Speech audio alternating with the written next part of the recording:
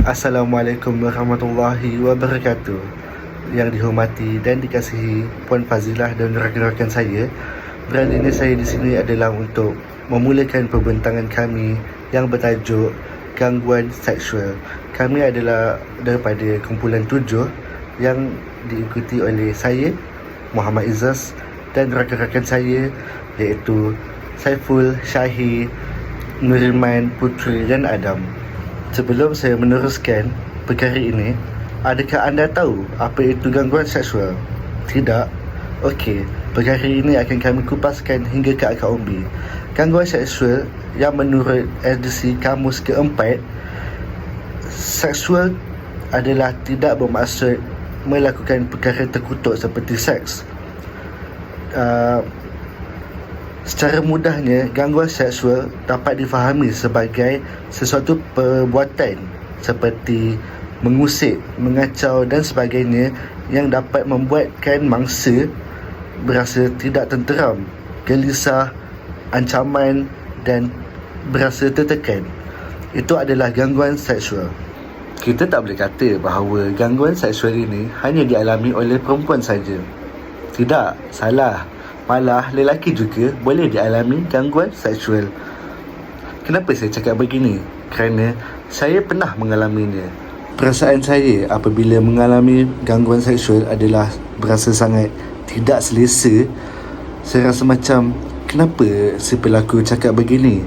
Ia membuatkan saya down, membuatkan emosi saya turun. Kerana rasa insecure, rasa malu, rasa gelisah. Bagi pandangan si pelaku, perkara ini adalah sangat biasa bagi mereka. Tetapi bagi pandangan saya, ia adalah sesuatu perkara yang salah dan tidak patut dinormalisasikan. Dengan ini, sebenarnya terdapat banyak jenis gangguan seksual yang berada di dalam negara kita. Dengan itu, saya akan serahkan kepada pembentang seterusnya. Saya Muhammad Syafiq bin Suhaimi akan menerangkan jenis-jenis gangguan seksual. Okey, yang pertama adalah gangguan lisan. Gangguan lisan ni dia menggunakan bahasa lucah melalui perbualan, jenaka ataupun bunyi-bunyian seperti mana yang sering berlaku di Malaysia adalah dengan mengucapkan perkataan piwit kepada wanita di luar sana ataupun membuat bunyi-bunyian seperti itu adalah contoh gangguan lisan.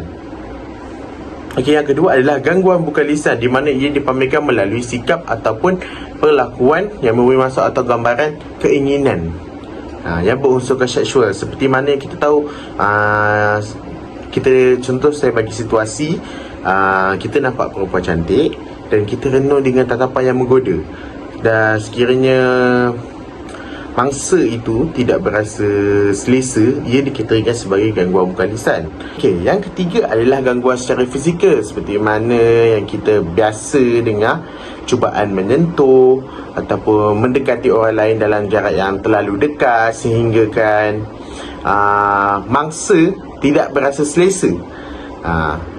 Gangguan secara fizikal ni juga sering berlaku di tempat kerja, seperti mana kebanyakannya orang atasan cuba mengambil kesempatan kepada staf-staf di bawah mereka, seperti memeluk, meraba. Yang keempat adalah gangguan psikologi. Gangguan psikologi ni adalah perbuatan cuba merabati secara seksual, mendorong, mengugut dan sebagainya untuk memenuhi keinginan seksual, sama ada melalui surat, telefon, aplikasi atau sebarang bentuk komunikasi. Okey, yang ini saya boleh cakap kebanyakannya berlaku di industri, di tempat kerja. Tapi jangan sangka di universiti tidak ada. Okey, saya bagi contoh beginilah. Jenis gangguan psikologi contoh di universiti, ada pelajar perempuan ni tak lepas subjek ataupun makan ni kurang. So lecturer cuba mengambil kesempatan terhadap student, dengan dikata kepada mangsa tersebut, sekiranya dia mahukan markah yang baik ataupun lulus subjek tersebut, mereka terpaksa si mangsa itu terpaksa membuat perkara yang tidak baik bersama dengan lecturer tersebut. Itu boleh dikatakan sebagai gangguan psikologi. Yang kelima adalah gangguan visual, iaitu perlakuan menghantar nota, gambar, objek atau bahan yang berunsurkan seksual melalui peralatan komunikasi seperti telefon, laptop dan iPad, dan media sosial, aplikasi WhatsApp, TikTok, Telegram. Saya boleh bagi contoh gangguan visual ni seperti mana rakan anda menghantar stiker lucah di aplikasi WhatsApp kepada anda. Ini adalah salah satu gangguan visual dan anda boleh mereportkan hal ini kepada pihak berkuasa untuk diambil tindakan. Di sini anda dapat lihat gambar contoh-contoh gangguan seksual yang saya katakan tadi. Ada gangguan secara lisan, gangguan secara bukan lisan, gangguan visual, macam mana gambar dia yang saya ingin kongsikan kepada anda semua. Dan ini juga adalah contoh gambar untuk gangguan secara psikologi dan gangguan secara fizikal. Cukup sampai di sini saja mengenai jenis-jenis gangguan, dan saya akan beri kepada pembentang seterusnya. Assalamualaikum warahmatullahi wabarakatuh. Nama saya Ahmad Syarudin bin Sanizam dari kumpulan 7, ingin membentangkan tentang gangguan seksual. Gangguan seksual ini bermaksud memberi kesan buruk terhadap mangsa yang boleh mengakibatkan mangsa itu emosi, kejayaannya terganggu, rumah tangga serta kehidupannya secara keseluruhan. Gangguan seksual ini juga merupakan perlakuan yang tidak bermoral terhadap seseorang ke seseorang yang lain. Gangguan seksual ini juga boleh berlaku di mana-mana sahaja, seperti di sekolah, di pejabat kerajaan, di premis perniagaan dan lain-lain. Seterusnya, gangguan seksual yang berlaku di Malaysia. Terdapat banyak kes gangguan seksual yang berlaku di Malaysia yang kita boleh tahu dengan membaca surat khabar ataupun menggunakan telefon pintar dengan melalui media platform seperti Twitter, Facebook, Instagram dan lain-lain. Hal ini juga, kes gangguan seksual ini boleh menjadi satu keburukan kepada masyarakat maupun negara. Sebagai contoh yang saya boleh beritahu, seorang peguam mengambil kesempatan terhadap mangsanya. Mangsanya adalah perempuan, jadi dia terlibat dalam satu kes kemalangan yang di mana dia perlu mencari seorang peguam untuk membela dia dalam kes mahkamah tersebut. Akan tetapi, peguam itu meminta bayaran yang tinggi terhadap mangsa sehingga mangsa tidak mampu untuk membayar. Jadi, oleh itu, peguam itu mencadangkan cara yang lain untuk membayar harga peguam untuk membela kes itu dengan cara yang tidak bermoral atau boleh dipanggilkan tidak senonoh, sehingga mangsa itu merasakan diganggu. Selain itu, untuk peratusan seberapa banyak mana kes gangguan seksual ni berlaku, sama ada gangguan seksual secara fizikal ataupun gangguan seksual secara atas talian dengan menggunakan kaedah catapai yang ditunjukkan dalam slide tersebut. Jadi catapai ini dibuat pada tahun 2020 oleh satu pusat yang bernama Telenita. Ia mengkaji bahawa jumlah kes gangguan seksual yang berlaku di Malaysia ni sebanyak 133 kes daripada Januari hingga November 2020. Dalam catapai tersebut, gangguan secara fizikal sebanyak 74 kes yang merangkumi peratusan dia 55.6% berbanding gangguan seksual secara atas talian, di mana kes dia 54 dan peratusnya adalah 44.4%. Jadi apa yang saya boleh simpulkan kat sini adalah gangguan seksual secara fizikal lebih besar dan kerap berbanding gangguan seksual atas talian. Gangguan seksual ini terdapat 4 faktor, antaranya tarikan fizikal dan personaliti yang menarik, kebebasan internet, kegagalan menahan hawa nafsu dan menormalisasikan gangguan seksual. Tarikan fizikal dan personaliti yang menarik ini adalah dengan penampilan yang moden dan perwatakan menarik. Ini menyebabkan mereka menjadi pusat perhatian dan tarikan bagi para lelaki di sekeliling kita. Dan ini akan menyebabkan berlakunya gangguan seksual kerana dianggap cuba menarik perhatian. Kebebasan internet. Kebebasan internet ini adalah salah satu jenayah seksual cyber yang menjadikan pengguna media sosial sebagai mangsa mereka, seperti menggalakkan seseorang bercakap perihal seks, melakukan sesuatu tindakan berbentuk gangguan seksual dan berkongsi maklumat peribadi seksual, walaupun dengan orang yang tidak dikenali. Seterusnya, kegagalan menahan hawa nafsu. Kualiti nafsu boleh naik dan turun bergantung kepada individu itu sendiri. Seseorang yang terlalu mengikuti hawa nafsu akan berakhir dengan kerugian dan kecelakaan. Seterusnya, menormalisasikan gangguan seksual. Mangsa gangguan seksual mungkin tidak berani atau tidak yakin untuk mendedahkan perbuatan pemangsa kerana masyarakat menormalisasikan gangguan seksual ini. Ramai orang yang melaporkan gangguan seksual akhirnya dihina atau dipersalahkan oleh polis. Masa-masa gangguan seksual akan terkesan bukan sahaja daripada segi fizikal, malah emosi, mental dan sosial. Antara kesan-kesannya ialah mangsa akan lebih berisiko mengalami depresi. Pengalaman buruk berkaitan gangguan seksual akan mencetuskan kemurungan dan menambahkan lagi keresahan dalam diri mangsa. Mangsa juga akan mengalami kesukaran untuk menjaga diri mereka sendiri.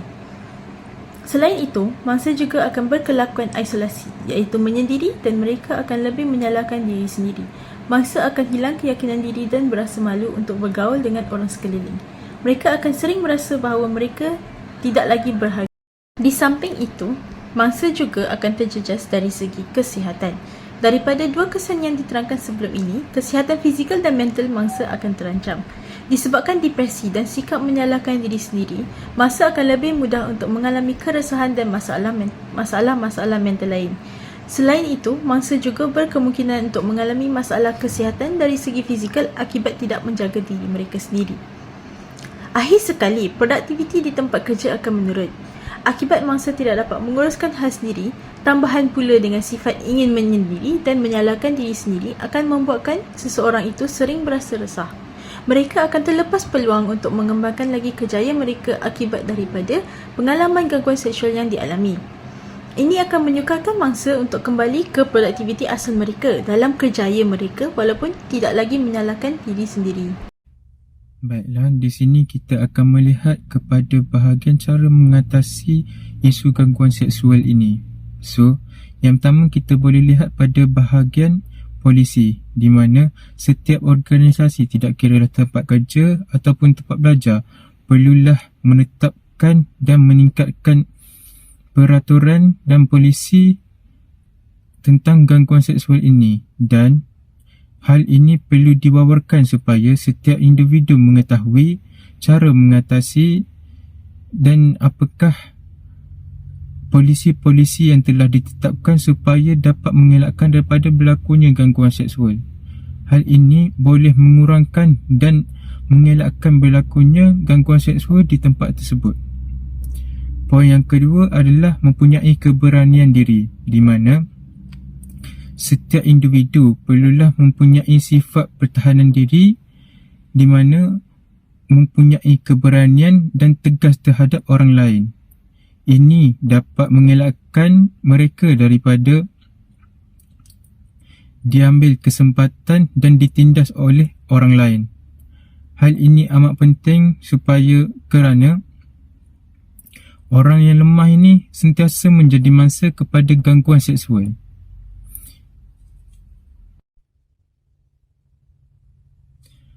Poin yang berikutnya pula adalah berpakaian dan bertindak sederhana, di mana personaliti dan penampilan diri amatlah penting. Tetapi jika seorang individu itu mengenakan pakaian yang jarang sehingga menjolok mata, menunjukkan bentuk badan, bukankah perkara itu sendiri boleh membawa kepada tariknya orang lain untuk melakukan sebarang gangguan, terutamanya dalam gangguan seksual?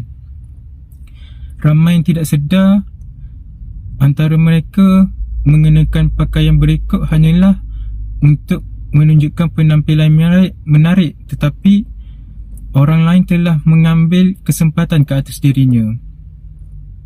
Dan dari segi personality pula, memang betul bagus untuk mempunyai personality yang baik, tetapi bayangkan sekarang ni ramai antara kalangan pekerja atau pelajar-pelajar ini menunjukkan sifat yang manja dalam meminta pertolongan. Oleh itu menyebabkan tertariknya orang lain ke atas diri mereka, sehingga boleh menyebabkan berlaku gangguan seksual atau apa-apa gangguan lain. Ini amatlah penting untuk diberi penekanan yang lebih, dan mereka perlu sedar akan perbuatan diri mereka. Dan poin yang terakhir saya boleh masukkan di sini adalah mewujudkan persekitaran anti gangguan seksual, di mana setiap individu perlulah mempunyai tanggungjawab atas diri sendiri, dan kita juga perlu mengambil berat di mana-mana tempat atau suasana di sekeliling kita. Seperti yang pertama, memberi pertolongan kepada orang sekeliling yang kita nampak mempunyai masalah ataupun mempunyai terdapatnya gangguan seksual di tempat tersebut. Syarikat juga perlulah melakukan siasatan dan mengambil tindakan tegas terhadap isu gangguan ini, kerana mereka juga boleh dikenakan tindakan undang-undang sekiranya tidak melaksanakan tindakan tersebut. Oleh demikian, wujudnya persekitaran yang anti gangguan seksual ini dapat memberikan produktiviti yang lebih baik di kawasan tersebut.